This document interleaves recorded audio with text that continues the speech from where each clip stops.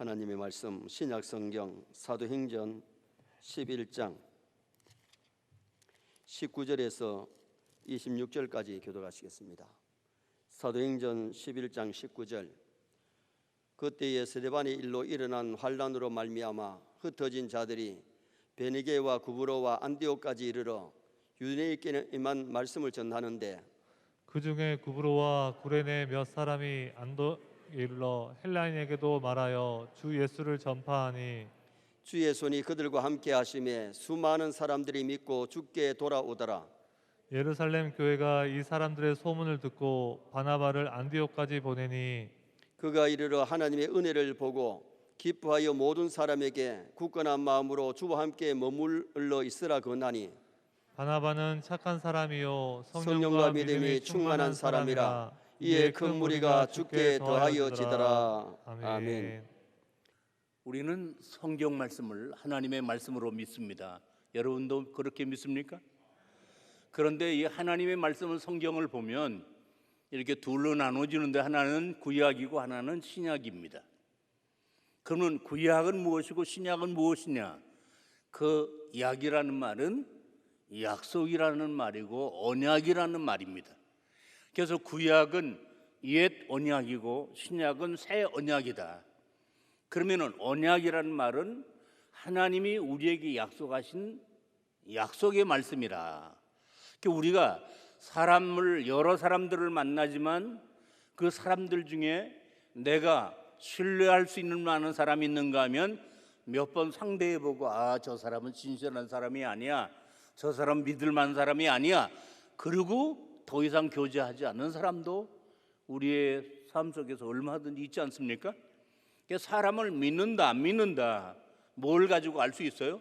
그 사람의 말과 행동이 얼만큼 일치하느냐, 그리고 그 사람이 얼마나 약속을 잘 지키느냐, 그거를 통해서 저 사람 믿을 만한 사람, 저 사람 틀림없는 사람, 저 사람 법 없어도 살 사람, 우리가 이렇게 말하잖아요.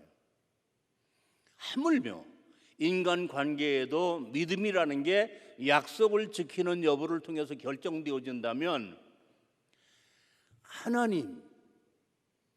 그 하나님은 우리가 기도할 때 사랑이 많으신 하나님,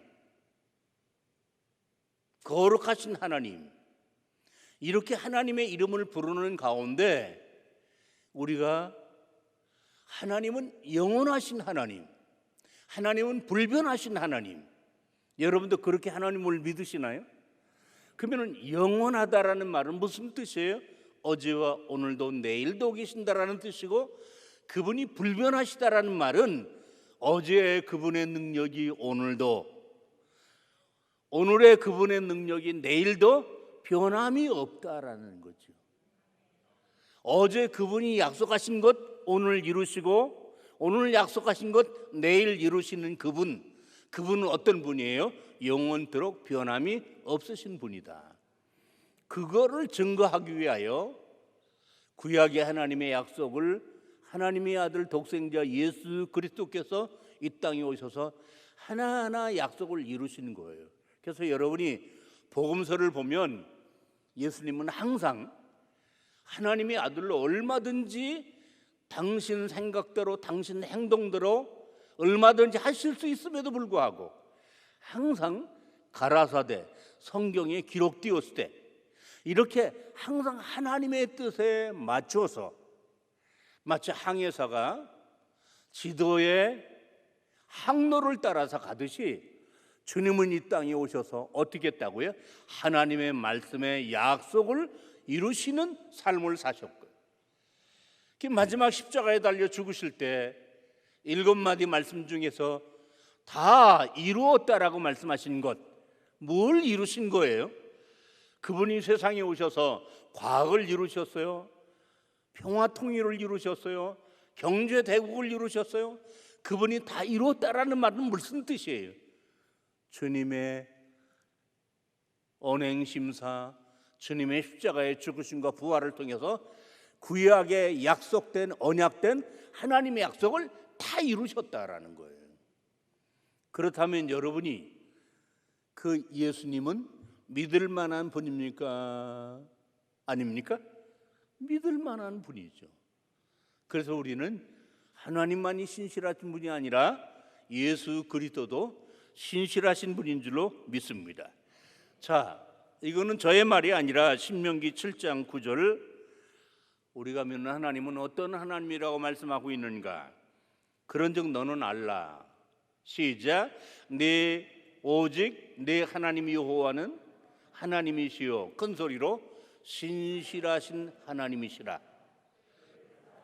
그를 사랑하고 그의 계명을 지키는 자에게는 천대까지 그의 언약을 이행하시며 인애를 베푸시되, 바로 이 말씀도 그분의 약속이라면 이 약속을 반드시 지키시는데, 어떤 약속? 그 말씀대로 순종하는 자에게 천대까지 복을 주신다. 하나님의 약속을 그대로 믿는 거죠. 왜? 그분은 믿을 만한 분이니까. 그러면 예수님께서도 여러 가지 약속을 하셨어요. 그 예수님의 여러 가지 약속들 이루어졌고 아직 이루어지지 않은 것도 있어요. 아직 이루어지지 않은 게 뭐예요? 구약의 예언대로 오시고 아직 이루어지지 않은 거는 다시 오실 것이다. 이미 오신 것을 우리가 믿는다면 다시 오실 것도 믿는 거죠. 구약의 사건들이 다 이루어졌다면 신약의 예언도 이루어질 것이라고 믿는 거죠. 그럼 예수님은 어떤 약속을 하셨을까요? 어느 날 예수님께서 제자들에게 이런 질문을 하셨어요. 사람들이 나를 누구라고 하냐? 그랬더니 엘리야 선지자 중에 한 사람, 사람들이 제각각 예수님을 얘기하는 거예요. 예수님은 한 분인데 사람들이 보는 대로, 느끼는 대로, 생각대로 각각 예수님을 얘기하는 거예요. 그건 정답이 아니죠. 예수님이 한 분이라면 답은 똑같아야 되죠. 그런데 예수님은 그 사람들의 평가나 그 사람들의 이야기에 관심을 두신 것이 아니라, 그러면 너희는 나를 누구라고 해? 이렇게 질문하셨을 때 우리가 잘 아는 것처럼 마태복음 16장 16절 베드로가 시작. 주는 그리스도시요 살아계신 하나님의 아들이시니이다. 주는 그리스도시요. 이거는 예수님과 우리와의 관계, 메시아다. 하나님과 예수님과의 관계, 아들이시다. 이런 분만이 구세주가 될 수 있는 거예요. 그러니까 예수님이 너무 기쁘셔서 이런 말씀을 하셨어요. 8절 말씀인데, 또 내가 내게 이르노니 너는 베드로라. 시작. 내가 이 반석 위에 내 교회를 세우리니. 여러분, 내가 이 반석 위에 내 교회를 세우리니, 그러면 그전에는 교회가 있었던 말이에요? 없었던 말이에요? 없었어요. 성전은 있었는데 교회는 없었어요.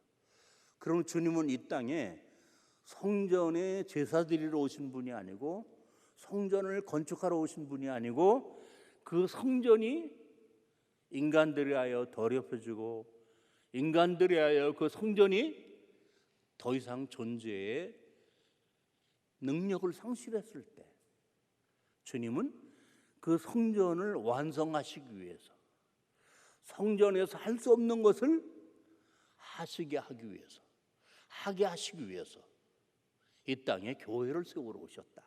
할렐루야. 그러므로 교회는 예수님이 이 세상에 오셔서 내 교회를 세우리니, 교회의 주인은 누구라는 거예요? 예수님이라는 거예요. 세우리니, 교회는 누가 세우시는 거예요? 주님이 세우시는 거예요. 그러니까 여러분이 교회를 나와야 되는 이유, 교회를 사랑하고 소중하게 여겨야 되는 이유, 이 교회는 누구의 교회예요? 주님의 교회예요. 교회를 사랑하는 게 곧 이 교회의 주인 되신 주님을 사랑하는 거예요. 주님이 이 교회를 어떻게 세우셨어요? 성전처럼 반석이나 대리석이나 성전처럼 백향목이나 금을 가지고 세우지 않으시고, 내 교회를 세우리니라고 말씀하실 때 주님이 세우시는 교회는 주님의 살을 찢으시고 주님의 피를 쏟으시고 주님이 채찍에 맞으시고 그래서 주님이 십자가에 달려 죽으신 그 죽음의 핏값으로 사도행전 20장 보면은 피 흘려 값주고 사신 하나님의 교회라고 말했어요. 여러분, 피는 생명이에요. 그래서 구약 시대에 이 피를 흘린다, 이거 살인죄예요. 왜? 피는 생명이기 때문에. 그래서 피를 먹지 말라 그렇게 말씀하신 거예요. 그런데 우리 죄인의 피도 생명이라면 죄 없으신 영원하신 하나님의 아들의 그 피, 영원한 생명이죠. 주님은 이 영원한 생명과 뭐와 바꾸셨어요? 교회와 바꾸신 거예요. 교회가 이렇게 소중한 것이에요. 우리는 다이아몬드 그러면 왜 비싼가? 희귀하기 때문에. 구약시대 성전은 예루살렘 한 곳밖에 없었으니까 사람들은 귀하게 여겼지만 이 땅에 교회가 많으니까 사람들은 이 교회를 귀하게 여기지 않는데 이 교회를 쭉 거슬러 올라가면 원조 교회가 예수님이 세우신 교회인데 예수님은 그 교회를 뭘로 세우셨다고요? 십자가에 달려 물과 피를 다 쏟으신 십자가의 보혈로. 그래서 에베소서에는 교회는 그의 몸이니 그랬어요. 예수님이 십자가에 달려 물과 피를 쏟으시고 몸을 죽으셨다면 교회는 그의 몸이니 왜 죽으셨어요? 몸된 교회를 바꾸신 거예요. 그래서 주님은 내 교회를 세우리니라고 말씀하셨는데 몸이 주님이 몸이라면, 교회가 주님 몸이라면 교회의 머리는 누가 되는 거예요? 예수님이 되는 거예요. 이렇게 해서 교회가 이 땅에 세워진 최초의 교회가 예루살렘 교회입니다. 예루살렘 교회. 여러분이 예루살렘 교회를 아시는지 모르겠는데 예루살렘 교회는 특이한 게 몇 가지가 있어요. 첫째, 건물이 없었다. 주님은 십자가에 피 흘려 값주고 교회를 세우신다고 했는데 주님이 세우신 교회는 건물이 없었다. 그럼 어디서 모였을까? 성전에서. 성전은 안식일을 지키는 곳인데 주일날 안식구 첫날 주일에 교회가 모였다. 성전에서는 제사를 드렸는데 교회에서는 예배를 드렸다. 그러므로 그 예루살렘 교회가 성전에서 시작이 되었다고 할지라도 그거는 성전에서 나온 줄기가 아니라 성전을 베어버리고 거기서 옆에서 새로운 순이 나온 거나 다름이 없다라는 거예요. 그러나 그 교회의 소중함, 교회에서 우리가 어떻게 봉사하고 섬길 것인가, 이런 것들을 깨우쳐 주는 것은 구약 성전 제사의 자세한 설명이 있는 레위기. 지금 5대 제사가 이루어지지 않고 있지만 레위기를 공부함으로 신약 시대 오늘 이후에 우리가 어떻게 하나님의 교회에서 예배를 드려야 하고 하나님 앞에서 어떻게 헌신 봉사해야 되는지 그 원천적인 원리가 구약 성경에 나와 있다라는 거예요. 그래서 단절된 게 아니라 연장선상에 있다. 자, 그러면 주님이 세우시고 주님이 머리 되시는 지상 최초의 예루살렘 교회라면 전능하신 주님, 사명의 권세를 이기시고 부활하신 주님, 그 주님이 교회의 머리가 되시고 주인 되신 교회라면 그 교회는 당연히 부흥하고 성장하고 가장 이상적인 교회여야만 하죠. 그런 기대감이 없습니까? 울산에서 제일 큰 교회, 울산에서 제일 모범적인 교회, 그렇게 소문이 났다면 어느 교회 나가세요? 저 서연교회 나갔어요. 그러세요. 서연교회. 그리고 사람들이 딱 서연교회 교회는 이렇다라는 머리 나름대로의 이미지가 있거든요. 그러면 예루살렘 교회가 주님이 세우시고 주님이 주인 되신 교회라면 예루살렘 교회는 어떤 교회였는가?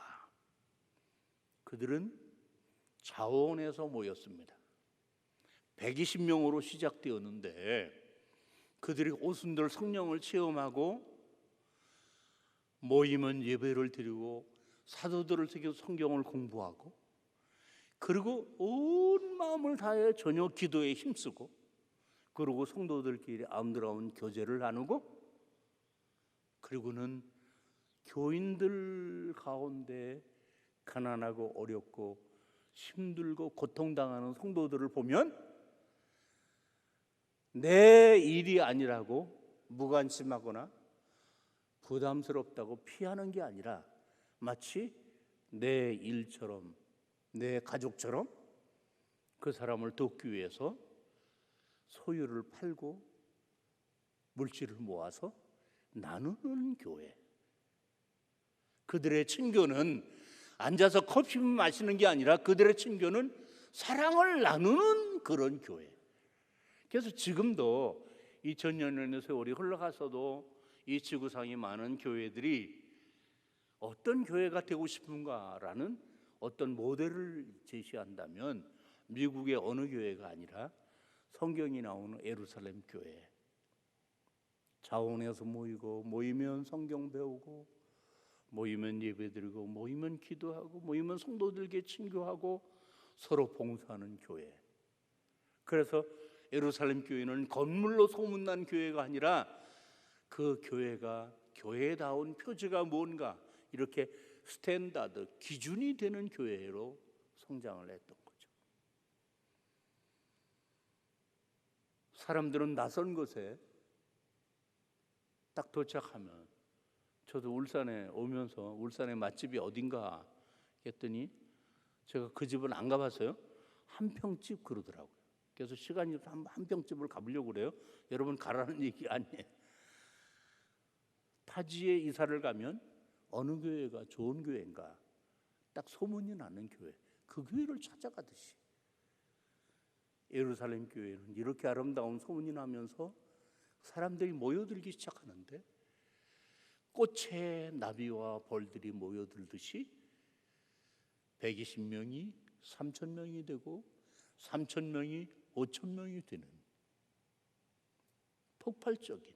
그래서 심지어 유대교를 믿는 제사장들조차도 개종을 하고 이 교회가 스님이 나왔던 것처럼 개종을 하고 예루살렘 교회 멤버가 되는 그런 정말로 멋진 교회로 자라갔던 거죠. 그러나 제가 여러분들에게 전도주의를 앞에 놓고 말씀을 하려고 하는 요점은 이 얘기가 아니라는 걸 아셔야 돼요. 자, 교회의 주인이 누구라고 그랬어요? 예수님이라고 그랬어요. 주인이 건물을 세우고 주인이 땅을 살 때는 주인 나름대로 이 건물을 이 땅을 왜 사는지 분명한 목적이 있다면 주님이 피 흘려 값주고 지상에 교회를 세우신 궁극적인 목적이 무엇일까? 그 교회가 5,000명, 3,000명이 되어서 큰 교회로 축제를 벌리는 그 교회에 나와서 예배를 드리는 사람은 늘 행복하고 즐겁고 정말 살맛이 나는 그런 교회로 만드는 것이 주님이 교회를 세우신 진정한 목적, 궁극적인 목적이 아니었다라는 거예요.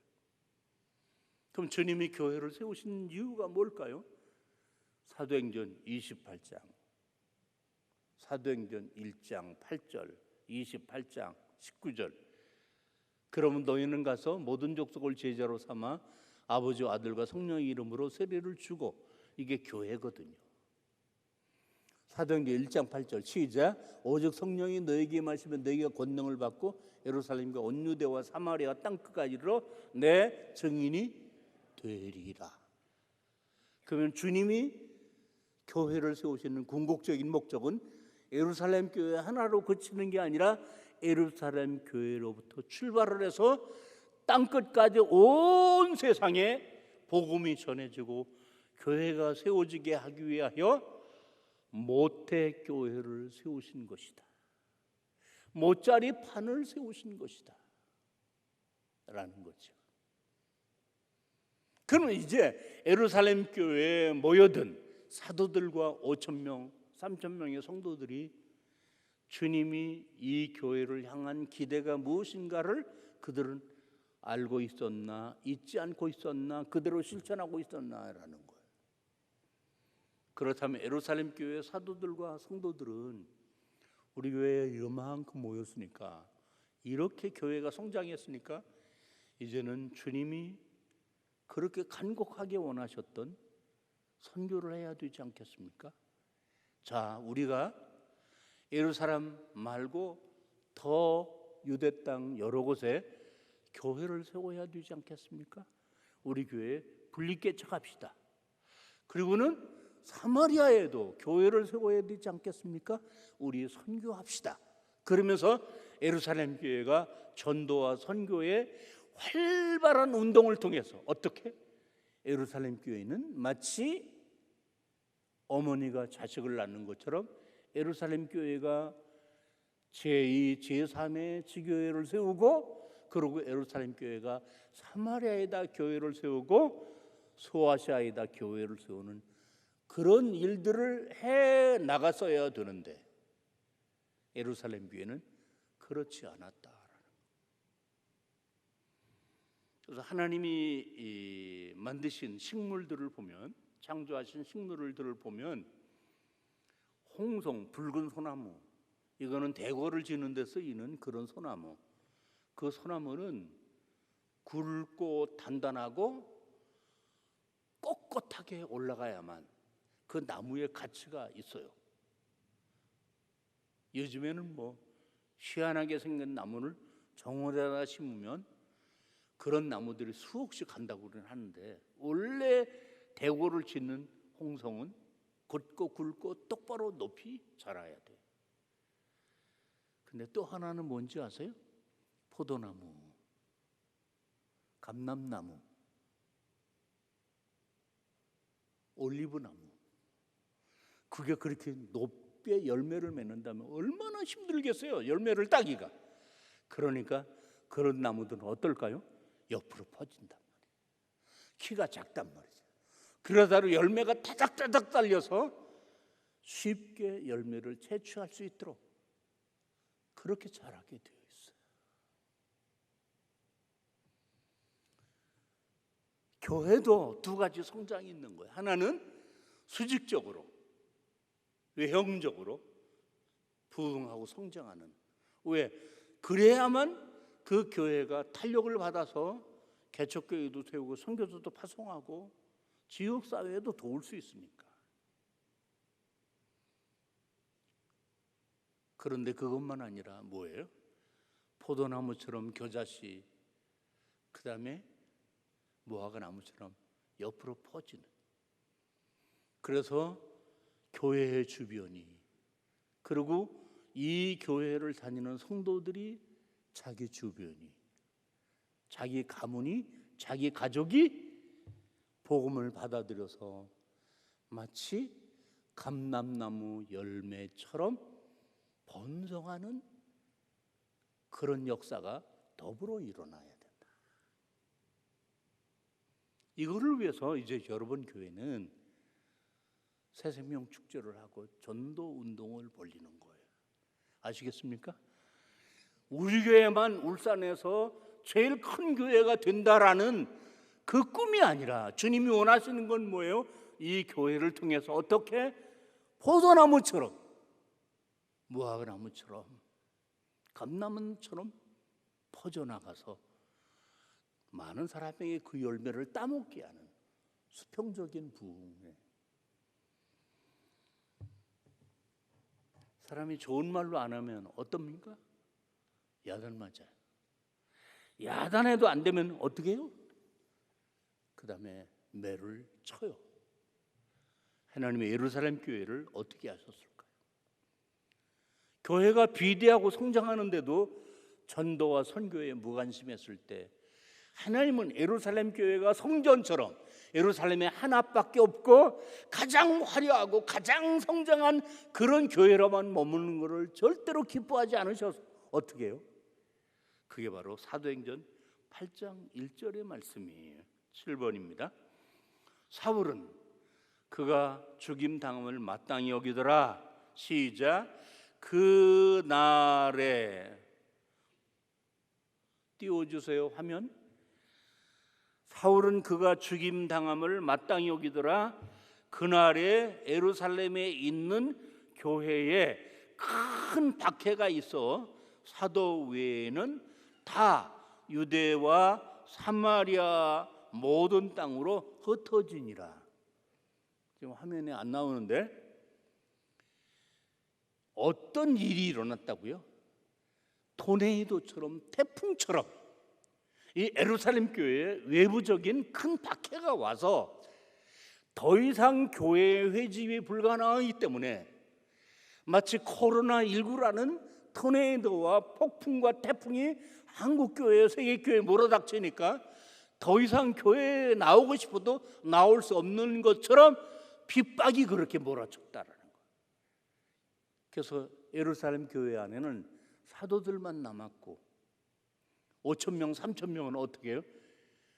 핍박을 피해서 흩어졌다. 왜? 그 신앙을 지키려면 예루살렘에 머무르면 안 되니까. 그래서 뿔뿔이 흩어졌다. 그래서 사도행전 8장 1절에 모든 땅으로 흩어지니라라는 이 단어는 굉장히 의미가 있어요. 어떤 단어냐면요, 예수님이 씨 뿌리는 비유를 하실 때 씨를 탁 뿌리니까 어떤 씨는 길가에, 어떤 씨는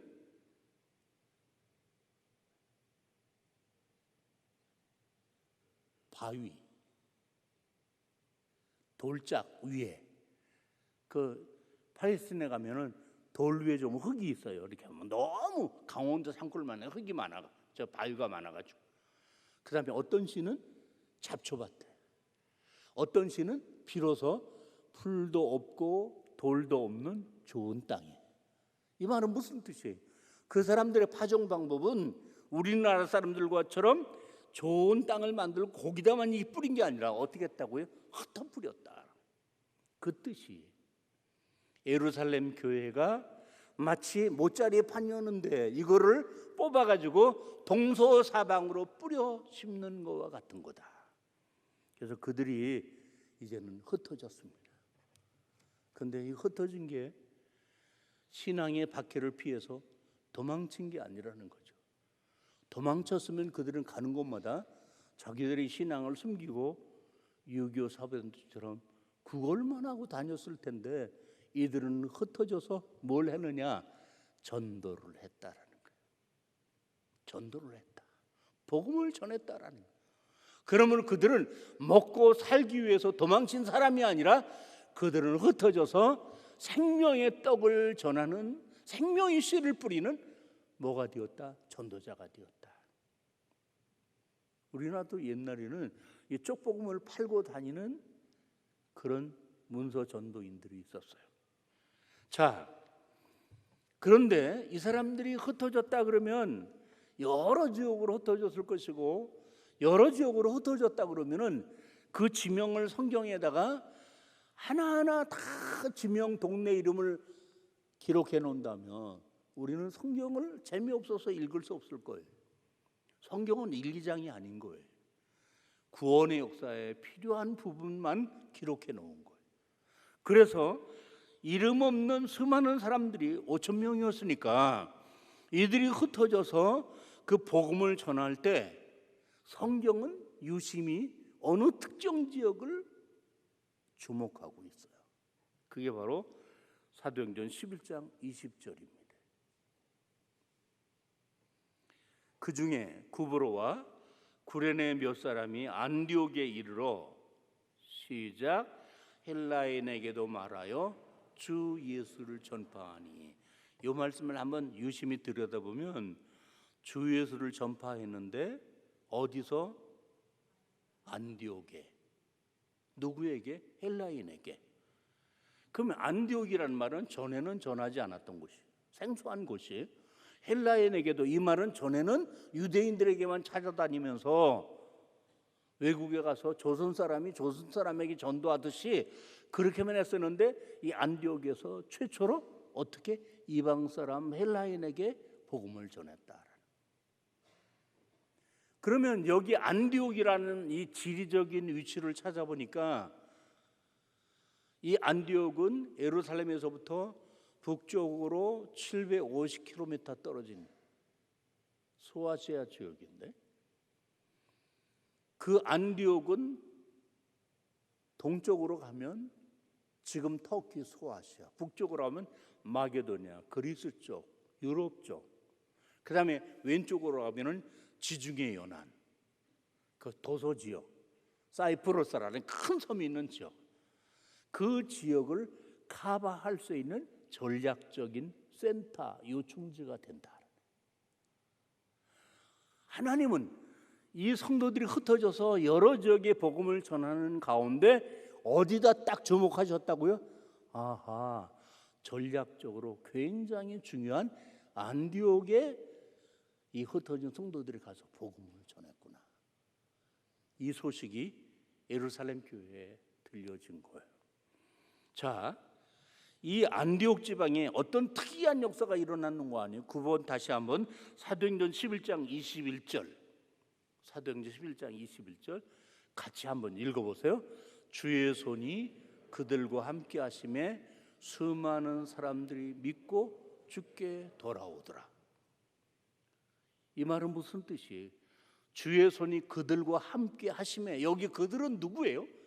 무명의 평신도들이 복음을 전할 때 하나님의 손이 그들과 함께 하시니까, 헬라인들에게 전할 때 그 헬라인들이 이 전도자들의 말을 듣고 믿고 마음으로 받아들여서 주님께 돌아오는 이 단계가 중요합니다. 복음을 전했습니다. 들었습니다. 들은 다음에 이해가 됐습니다. 그 다음에 마음으로 믿었습니다. 마음으로 믿어야 행동으로 돌이키는 거예요. 근데 얼만큼 많이 왔어요? 수많은 사람들이 믿고 주께 돌아오더라. 수많은 사람들이. 생각해 보세요. 한국에서 개척한다라는 거, 언어가 통해도 그 개척이 얼마나 어려운데, 요즘 같은 때는요 개척교회 문 닫는 교회들이 너무 많은 거예요. 그런데 이 이름 없는 평신도들이 흩어져 가지고 복음을 전할 때 이방인 헬라인에게 복음을 전했는데, 그들이 그 평신도들이 전하는 복음을 듣고 믿고 주님께 돌아오더라. 이거는 기적인 거예요. 그게 어떻게 가능한가? 성경은 이렇게 말씀하고 있는 거예요. 사람들의 눈으로는 보이지 않지만 눈에 보이지 않은 주님의 손, 얹으면 병이 낫는 손, 아무것도 없는 가운데 모든 것을 창조하신 손, 그 손이 전도자들과 함께 하시니까 이방인도 많은 사람이 믿고 주께 돌아오더라. 오늘 이 시간 이 말씀을 듣는 서현교회 성도 여러분,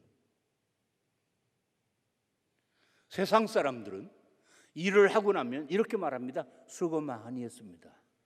우리가 그렇게 인사를 나누죠. 근데 우리 그리스도인들에게는 우리의 수고 이전에 하나님의 수고가 있다는 사실을 깨달아야 됩니다. 아까 담임 목사님과 식사를 나누면서 이야기하는데, 서현교회가 이렇게 부흥된 것 하나님의 은혜죠. 그렇게 말씀하시더라고요. 그 하나님의 은혜가 뭐예요? 하나님의 손이 함께 하시는 것이다. 오늘 여러분들이 이 한마디만이라도 기억하고 하셨으면 좋겠습니다. 평생 많은 수고를 합니다. 우리가 평생 돈을 벌어가지고 그거를 쌓아놓는다면 거부가 되었을 거예요. 공부를 했다면 지성인이 되었을 거예요. 그러나 우리가 나름대로 이 나이 먹도록 많은 수고를 했지만 세월이 지나고 나니까 남은 게 없어요. 거둔 게 없어요. 이걸 이렇게 뭐라고 얘기해? 헛수고라고 말한다. 우리의 삶의 대부분은 헛수고가 많아요. 우리의 수고가 헛되지 않도록 하기 위해서 하나님의 빈틈없으신 손, 헛되지 않은 손, 하나님의 손이 함께 하셔야 돼. 이 하나님이 함께 하시는 이 손이 교회의 부흥과 성장의 제일 원인이고, 하나님의 손이 함께 하시는 것이 가정 화목의 제일 일의 원인이고, 하나님의 손이 함께 하시는 것이 여러분의 사업과 직장이 이 코로나 상황 속에서 이겨나갈 수 있는 비결이 뭐라고요? 하나님의 손이 함께 하십니다. 우리 그동안 코로나만 봤어요. 눈에 보이지 않은 코로나. 그 코로나가 현미경만 보여지는 거예요. 그 앞에 오늘의 과학, 오늘의 지성들 다 의미가 없었어요. 세계 수많은 나라의 공항에 비행기들이 다 묶였어요. 무엇 때문에 묶였어요? 눈에 보이지 않는 작은 코로나 때문에 묶였어요. 인간의 능력이 얼마나 보잘것없다고 하는 것을 의미하고 있는 거예요. 조금 풀어졌다고 여전히 우리는 인간의 손으로 무엇을 할 수 있는 것처럼 생각해서는 안 된다는 거예요. 우리는 하나님의 전능하신 손을 바라봐야 하고, 지금까지 지내온 것 주의 손이 나와 함께 하시고 내 가정과 함께 하신 것을 잊지 말고 기억해야 되고, 그리고 오늘 현실의 상황이 아무리 어려울지라도 주의 손이 함께 하시면 오히려 위기는 기회가 될 수가 있고 실패는 오히려 역전이 될 수 있다는 거예요. 주의 손이 함께 하셨다. 주의 손이 누구와 함께 하셨어요? 사도가 아니에요. 집사가 아니에요. 신앙 하나 붙들고 믿음 지키기 위해서 고향 처자식을 버리고 뛰쳐나온 올라만 과거 6.25 사변 때 성도들이 거제도에 와서 교회를 세우고, 이 남한 땅에 와서 교회를 세워서 북한 평양이 예루살렘이라고 말했는데 이제는 이 남한 땅이 복음화되었던 것처럼 예루살렘께 흩어진 성도들이 그렇게 여러 지역에 복음을 전하고 영적인 불모지 안디옥에다가 교회를 세울 수 있었던 첫 번째 비결이 뭐라고요? 주의 손이 함께 하시는 것. 누구에게? 그 평신도들에게. 여러분이 이제 전도운동을 벌리기 전에 벌써 마음에 부담이 와 있어요. 지금 이런 상황에서 어떻게 전도를 해? 뭐 전도한다고 사람이 뭐 듣겠어? 믿겠어? 오겠어? 나름대로 해보지도 않고 먼저 부정적인, 그리고 비판적인, 그리고 절망적인 예단을 해버리는 거예요. 그렇게 해버리면 할 수 없어요. 맞아요. 지금은 사람들이 교회에 관심이 없어요. 복음에 관심이 없어요.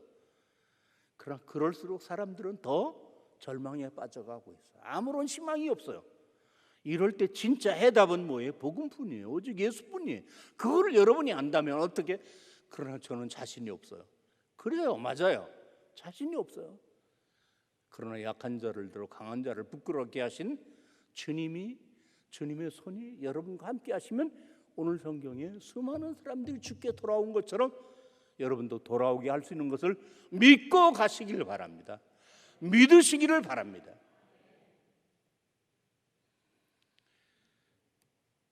그런데 오늘 말씀을 드릴 것은 또 이게 아니에요. 좀 더 심화를 합니다. 이 안디옥에 이 교회가 세워졌다. 그러니까 이 소문이며 750km 떨어진 예루살렘에까지 소문이 전해졌어요. 예루살렘 교회가 이 소문을 듣고, 그전에는 전혀 선교에 대해서 관심을 안 줬던 이 교회가, 교회 지도자들이 정신이 번쩍 나가지고 우리가 이거 안디옥 교회를 살려야지. 그럼 회의를 벌렸어요. 요즘 얘기하면 당연한 그런 거예요. 회의를 벌려가지고 그럼 거기에 누구를 보내면 좋겠느냐. 그 교회 누군가 가서 잘 도와주고 이끌어야 할 임시 당회자를 보내야 되지 않겠느냐. 뭐 이런 식으로 회의를 열었겠죠. 그러면 그 예루살렘 교회 안에는 누가 있어요? 12사도가 있는 거예요. 누가 있어요? 7 집사가 있는 거예요. 그러면 우리들 생각에는 최소한 사도들 중에 누구? 사마리아 교회는 베드로, 요한을 보냈어요. 그러면 이 안디옥에는 야고보라도 보내야 되잖아요. 그럼 사도들을 못 보내면 누구예요? 프로고로, 니가노로, 디몬, 7 집사 중에 누구 한 사람이라도 보내면 좋지 않겠어요? 그런데 이거 보니까 집사도 아니고 사도도 아닌 엉뚱한 사람을 보내는 거예요. 13번입니다. 사도행전 11장 22절 시작. 예루살렘 교회가 이 사람들의 소문을 듣고 바나바를 안디옥까지 보내니. 바나바 사도라고 그랬어요? 아니에요. 집사라고 그랬어요? 아니에요. 여러분은 평신도입니다. 스스로 생각하기 이렇게 말해요. 그 중요한 일은 목사나 장로나 집사가 하는 거다. 나는 평신도인데 뭐. 미리 지고 들어가는 거예요. 그러나 오늘 성경에 보니까 이 이방 지역에 최초로 세워진 이 안디옥 교회에 사도를 보낸 게 아니라, 집사를 보낸 게 아니라 평신도 바나바를 보냈다. 그럼 여러분 생각에는 이렇게 생각할 거예요.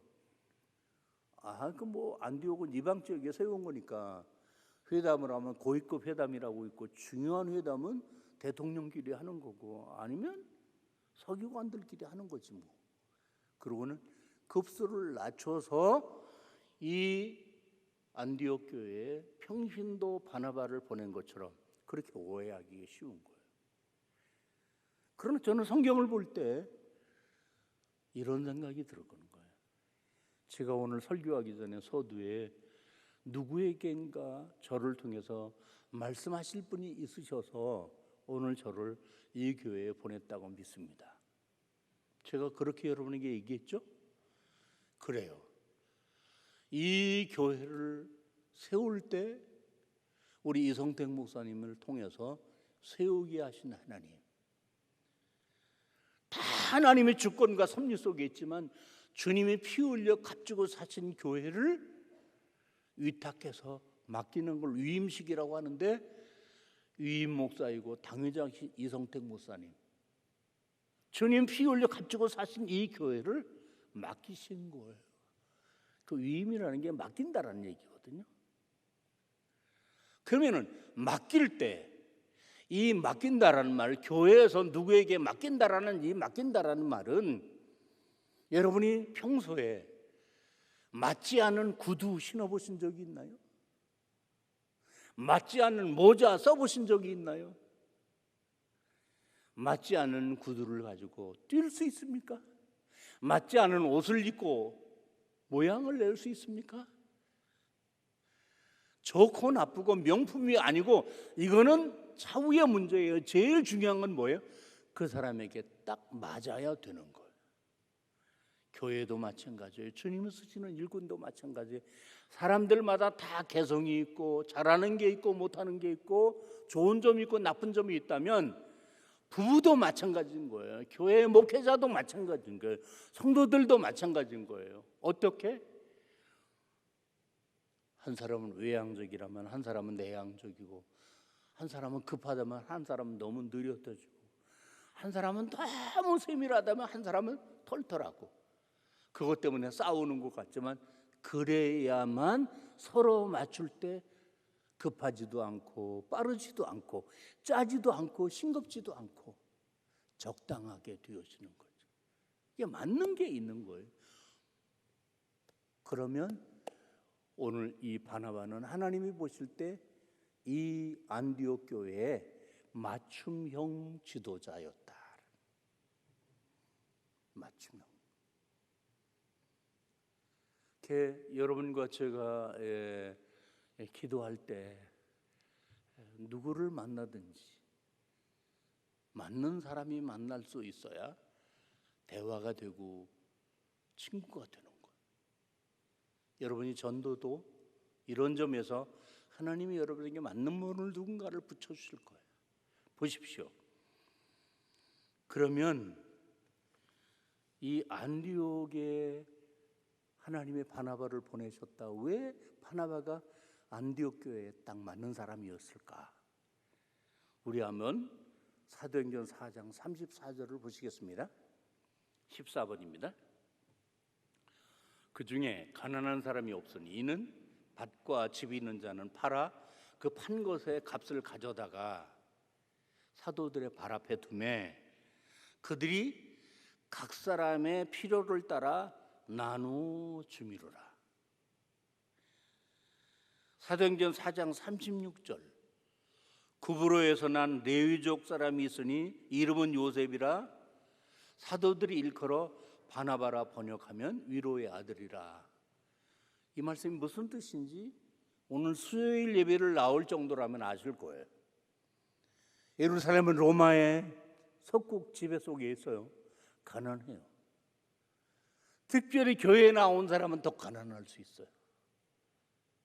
그런데 이 교회가 성령 충만하고 사람들이 말씀과 기도를 통해서 변화를 받으니까 기도의 목적도 나만 잘되게 해달라, 예수 믿는 목적도 나만 천당 가기 위해서, 이렇게 이기적인 신앙에서 어떻게 이타적인 신앙으로 나는 하나님의 은혜로 이렇게 여유롭게 사는데 저 사람은 나보다 믿음이 더 좋은데 왜 저렇게 어렵게 사는가? 아, 내가 저 사람을 도와주라고.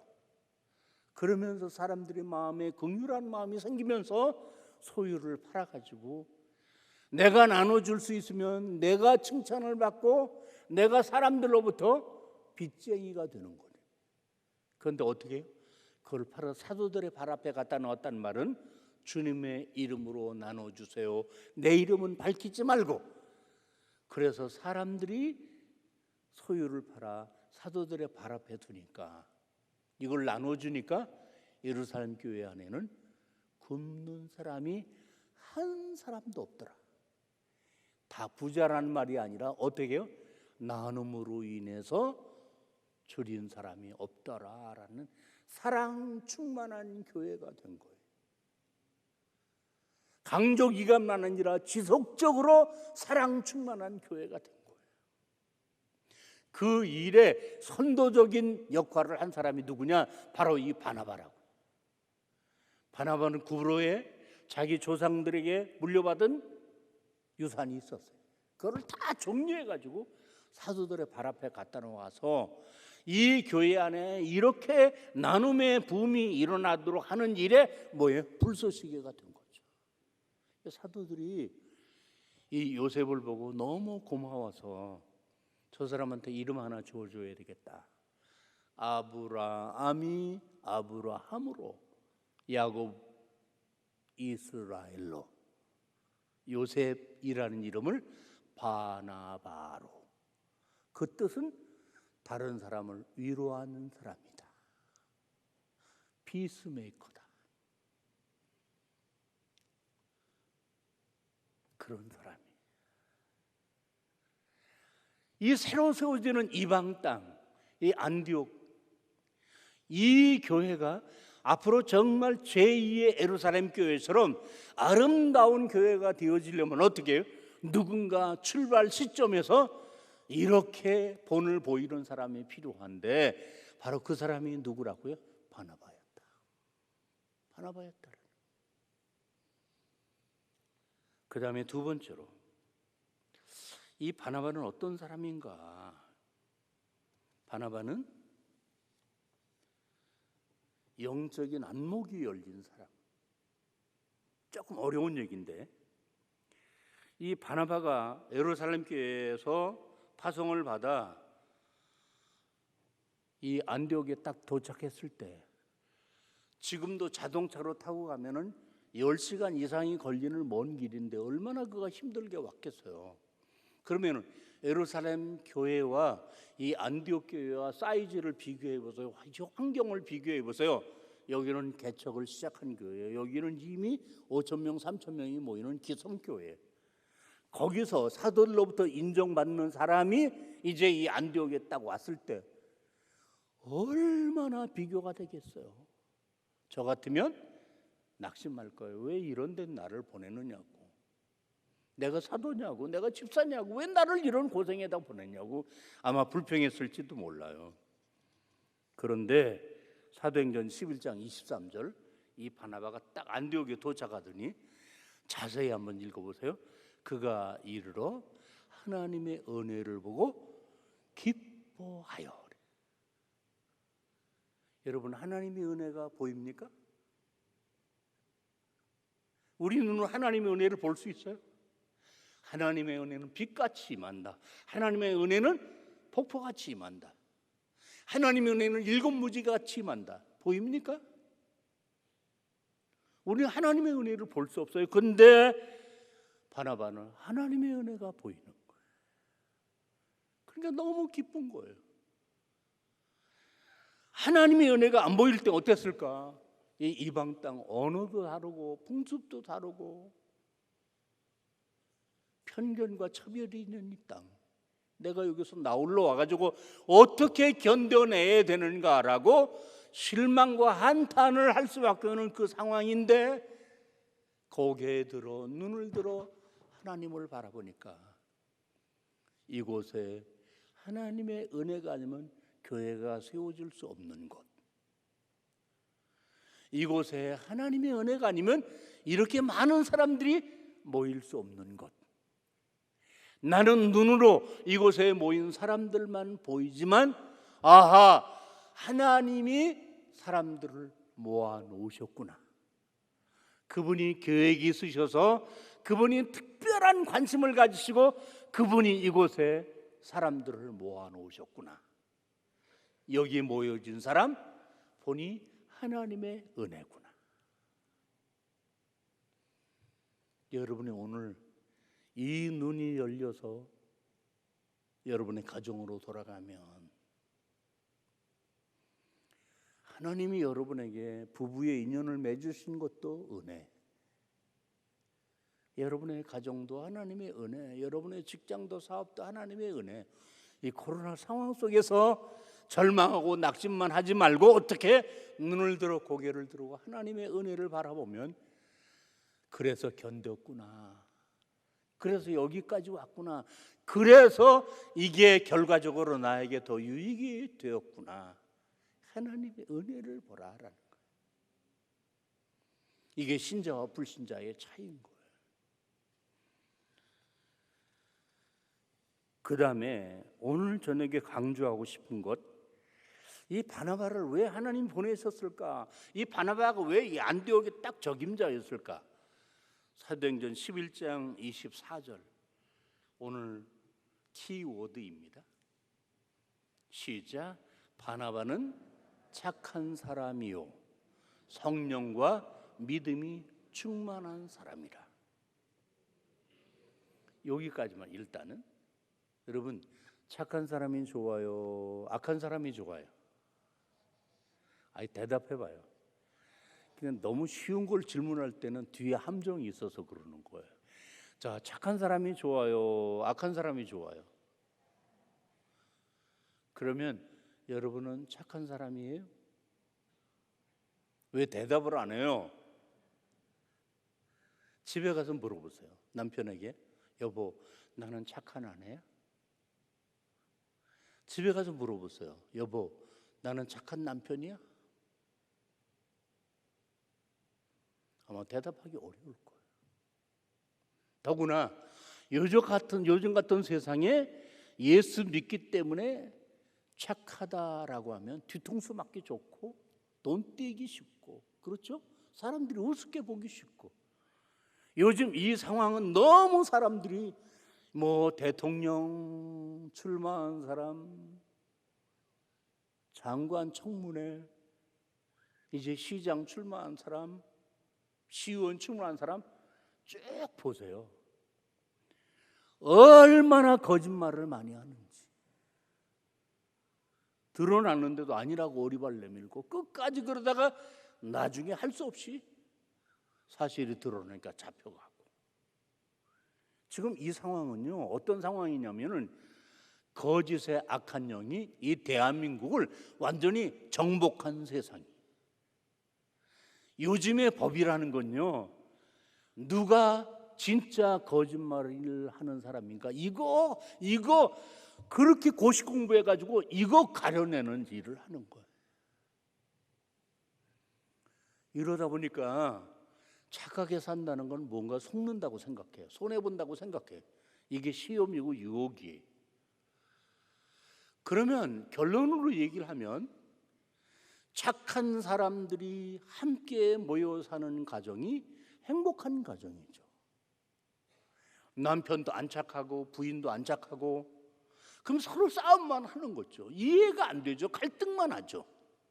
좀 더 확대해서 착하지 못한 사람이 대통령이 되고 장관이 되고 시장이 되면 그 사회가 어떻게 되겠어요? 교회도 마찬가지죠. 착하지 못한 성도들이 서로 목사 장로 갈려지고 집사 권사 서로 등지고 서로 비난하고 험담하고, 그런 사람들이 모인 교회라면 어떻게 해요? 그 교회가 착한 교회가 절대로 될 수 없죠. 착한 교회가 안 되면 교회에 나왔던 사람도 도망가죠. 저는 이 말씀을 보면서 지금 우리가 준비해야 될 것은 전도지가 아니라 교회를 새롭게 하는 것이고, 손님 맞을 준비를 해야 되는 것이고, 그 손님 맞을 준비가 뭔가, 우리 이미 예수를 믿는 우리 한 사람 한 사람들이 어떻게 바람직한 그리스도인으로,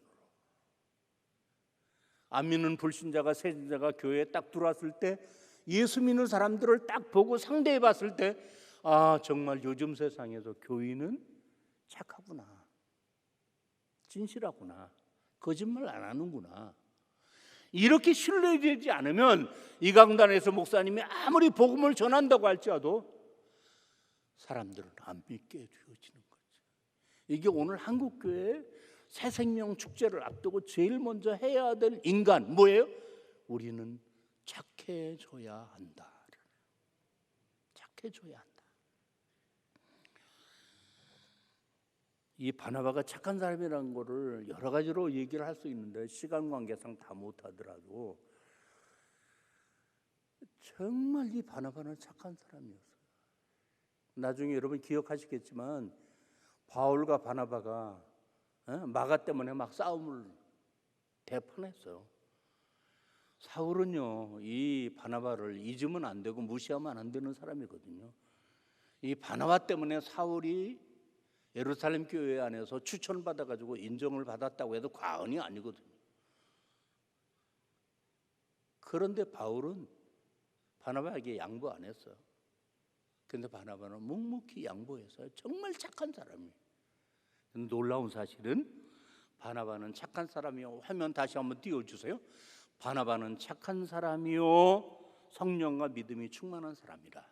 여기 이 착한 사람이라는 말이 신구약 성경에 여기 딱 한 번 나온다는 거. 바나바에게만 적용되었단 말이에요. 착하다는 말은 다른 말로 선하다는 말이죠. 선으로 악을 이기라, 로마서에. 세상의 악은 오직 선으로만이 이겨요. 악한 사람을 사형시킨다고 해서 악이 없어지는 거 결코 아니에요. 악한 사람은 다 죽여야 된다고 하면 다 죽을 사람만 있는 거예요. 이런 세상에서 남을 비난하는 손가락에서 나도 모르는 사이에 나는 더 나쁜 사람이라는 걸 얘기하고 있다. 착한 사람이 되어야 돼. 어떻게 착한 사람이 될 수 있을까? 화면 다시 한번 띄워주세요. 의인은 없나니 한 사람도 없다고 그랬어요. 그런데 바나바는 착한 사람이 어떻게? 시작. 성령과 믿음이 충만한 사람이라. 아하, 인간은 도덕으로 윤리로 학습으로 나이 많이 먹는다고 인생의 경험을 많이 한다고 착해지는 게 아니라 물과 성령으로 거듭나게 하시는 성령이 임하셔서 나를 회개시키시고 나에게 눈물을 주시고 스스로 나를 가슴치게 하시고 죄와 끊어지게 하시고 주님을 바라보고 주님을 따라 나아가게 등 밀어주시는 성령, 오직 믿음, 이 길이 신앙의 길만 아니라 인간다운 인간이 되게 하는 길이다. 착하고 싶어요? 성령 충만하세요. 착하고 싶어요? 믿음 충만하면 되는 거예요. 이건 별개가 아니에요. 동전의 양면과 같은 거예요. 실과 바늘과 같은 관계. 성령과 믿음이 충만하면 따라오는 게 뭐예요? 착한 거예요. 착한 사람은 뭐예요? 성령과 믿음이 충만하기 때문에. 성령과 믿음이 충만한 방법이 무엇입니까? 하나님 앞에 예배하고 기도하고 말씀 읽고 말씀 필사하고 말씀 암송하고 이런 일상적인 신앙생활이 아무것도 아닌 것 같아도 그나마 그동안 그렇게 우리가 해왔기 때문에 그 은혜로 오늘 우리가 여기까지 있는 거예요. 만약에 우리가 이 신앙생활 안 했으면 이혼을 해도 10번을 더 했을 것이고 싸움을 해도 100번을 더 했을 것이에요. 참자 어떻게 참을 수 있었어요? 내 인내심이 아니에요. 성령과 믿음의 은총이. 그러면 어떻게 해야 돼요? 더욱더 성령과 믿음이 충만해야 돼요. 이 더욱더 성령과 믿음이 충만해서 내 변화된 이 삶과 이 변화된 인격이 어떻게 내가 전도하는 사람에게 영향력을 미쳐서 본이 되어지게 해서 따라오라고 하는 게 아니라 그 사람이 따라가도록 우리가 변화되어야 돼요. 그래서 앞으로 아마 목사님이 나름대로 계획을 가지고 계실 것인데 모여서 기도합시다. 그 기도가 여러분을 완전히 착하게 만드는 기도가 되고 성령과 믿음이 충만한 기도가 되어지기를 바랍니다. 그래서 사람들이 하나님을 볼 수 없어요. 예수님을 볼 수 없어요. 여러분을 통해서 하나님을 보고 여러분을 통해서 예수님을 보는 거고 사람들이 이 서연교회를 몰라요. 여러분이 곧 움직이고 보여지는 서연교회예요. 이 사명 잊지 말고 기억하세요. 자, 사도행전 11장 24절 다시 한번 띄워주세요. 이 부분이 왜 이렇게 중요한가? 함께 읽어봅시다. 시작. 바나바는 착한 사람이요 성령과 믿음이 충만한 사람이라. 시작. 이에 큰 무리가 주께 더하여지더라. 그러면은 여러분이 원하는 게 뭡니까? 서연교회에 부흥하고 성장하는 거고 이번 전도 축제를 통해서 많은 사람이 모여드는 거 원하십니까? 원하지 않습니까? 원하시죠? 근데 그거는 결과라는 거예요. 그 결과가 만들어지는 건 원인이 있어야 돼요. 원인 없는 결과가 없어요. 그 원인이 뭐예요? 이해라. 착한 사람이요 성령과 믿음이 충만한 사람이라 이해 따라오는 거예요. 만드는 게 아니라 따라오는 거예요. 그래서 여기 아주 중요한 의미가 있는데 이미 수많은 사람이 주께 돌아오더라라는 말씀은 앞서 우리가 살펴본 것처럼 주의 손이 함께 하시니까 헬라인들이 수많은 사람들이 주께 돌아오더라 그랬잖아요. 이미 그런 모임 위에 하나님이 바나바를 보내셔서 이제 바나바가 이곳에서 어떻게 했어요? 너무 하나님의 은혜를 보고 기뻐하면서 열심히 이곳에서 안디옥 교회를 섬겼더니 이에 큰 무리가 날마다 더하더라.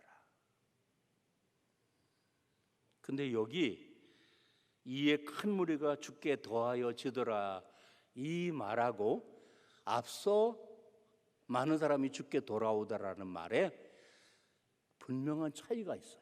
어떤 차이가 있냐면 앞에는 아까 강조한 것처럼 주의 손이 함께 하셔야 교회가 부흥됩니다. 주의 손이 함께 하셔야 가정이 화목합니다. 주의 손이 함께 하셔야 사업이 번창합니다. 주의 손 그랬잖아요. 그 위에 어떻게? 많은 사람들이 주께 돌아오더라. 여기는 영어 성경에 보니까 great person brought, 데리고 오다, 데리고 온 거예요. 이해가 되셨으면 좋겠어요. 이거는 사람이 한 일이에요. 아까는 누가 하셨어요? 하나님이 하셨어요. 이거는 누가 한 거예요? 바나바의 그 섬김을 통해서 변화된 사람들이 나가서 우리 교회 한번 와봐, 바나바 선생님 한번 만나봐, 한번 말씀을 들어봐, 예수를 한번 믿어봐. 이래가지고 사람들을 많이 데려왔다. 이게 여러분이 앞으로 해야 될 일이에요. 제가 어디 가서 이런 얘기를 했어요. 하나님 아버지는 공평하신 하나님, 차별 없으신 하나님, 그렇게 믿으십니까? 제 동기들 중에도 그런 일이 많이 있는데, 그러면 똑같은 하나님이신데 왜 어느 목사는 개척을 그렇게 하고 힘들게 목회를 하는데 교회가 부흥하고, 어느 목사는 그렇게 교회가 부흥하지 않고, 그럼 하나님이 차별하신 하나님이신가? 그거 고민하지 않을 수 없어요. 부흥이 잘 안 되고 어려운 교회일수록 그 목사님은 40일 금식기도도 하고 강대상에서 밤낮 없이 기도하고 울고 그런 분들도 있어요. 근데 왜 안 되는가? 알고 보니까 그 차이가 수많은 사람들이 죽게 돌아오더라. 이걸 안 하는 거예요. 왜? 데려올 자신이 없으니까. 왜? 데려와도 이 교회가 이 사람을 붙잡을 거라는 신뢰가 안 되니까. 그러니까 사람들은 데려오지 않는 거예요. 데려오지 않으면 결코 부흥될 수 없고, 데려오지 않으면 사람들은 믿을 수가 없는 거예요. 그래서 앞으로 여러분들이 해야 될 일은 뭐라고요? 내가 착한 사람이 되고 성령과 믿음이 충만한 사람이 되어서 어떻게 해요? 많은 사람을 주께 데려오라. 그러면 이 교회는 어떤 교회로 바뀌는가? 이 안디옥 교회가 예루살렘 교회가 하지 못했던 선교사를 파송하는 최초의 선교교회가 되었고, 이 안디옥 교회를 세상 사람들이 저 안디옥 교회는 그리스도인이야, 그리스도에게 속한 사람이야, 그리스도를 따라가는 사람이야, 그렇게 QR 마크를 붙여주었어요. 스스로 나는 그리스도인이냐라고 말하지 않고 주변 사람들이 최초로, 성경에서 최초로 안디옥 교인들은 진짜 그리스도를 추종하는 사람이야, 그리스도를 본받는 사람이야, 그렇게 인정받는 교회가 되었어요.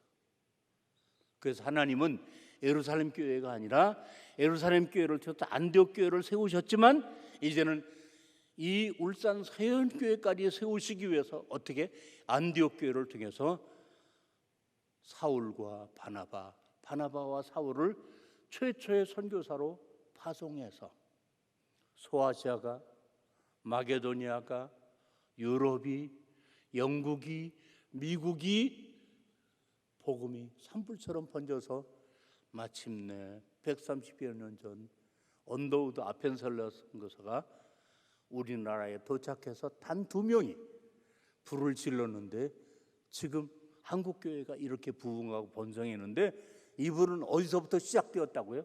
바로 안디옥 교회에서부터 시작되었다. 누가 이 불을 붙였다고요? 바로 바나바라는 사람이 붙였다. 이 바나바는 누구라고요? 사도가 아니고 집사가 아니고 누구였다? 평신도였다.